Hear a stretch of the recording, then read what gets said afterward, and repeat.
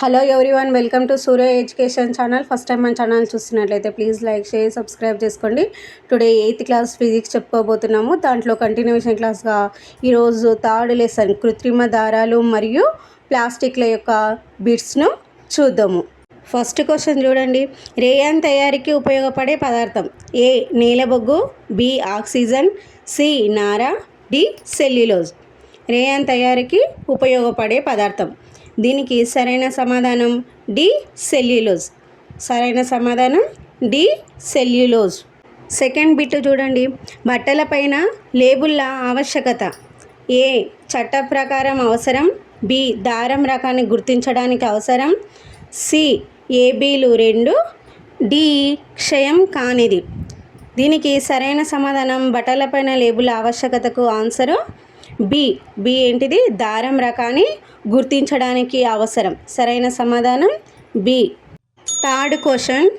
సహజ ప్రక్రియ ద్వారా సులువుగా వియోగం చెందే పదార్థం ఏంది? ఏ జీవ విచ్ఛిన్నం చెందని పదార్థం, బి జీవ విచ్ఛిన్నం చెందే పదార్థం, సి పాలిస్టర్, డి నైలాన్. దీనికి సరైన సమాధానం బి విచ్ఛిన్నం చెందే పదార్థం. దీనికి సరైన సమాధానం బి. నెక్స్ట్ ఫోర్త్ వన్ చూడండి. 4 ఈ గుర్తు దేనిని సూచిస్తుంది?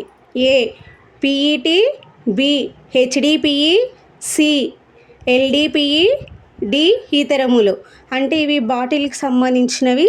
మనకు లెసన్ లోపల ఇట్లా సింబల్స్ ఉండి కింద అవి దేన్ని సూచిస్తాయని ఉన్నాయి. మనకి ఇచ్చింది 4 కాబట్టి 4 చూడండి ఇక్కడ ఏముంది? ఎల్డిపిఈ. ఎల్డిపిఈ అంటే కింద ఒక్కొక్కది మనకు ఫుల్ ఫామ్స్ ఇచ్చిండనమాట.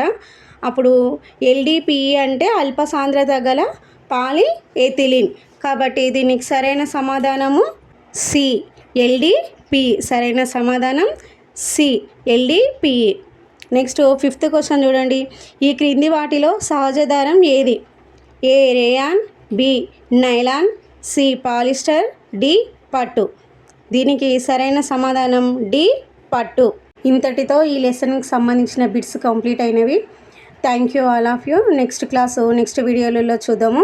మీ కనుక మన క్లాస్ నచ్చినట్లయితే ప్లీజ్ లైక్, షేర్, సబ్స్క్రైబ్ చేసుకోండి.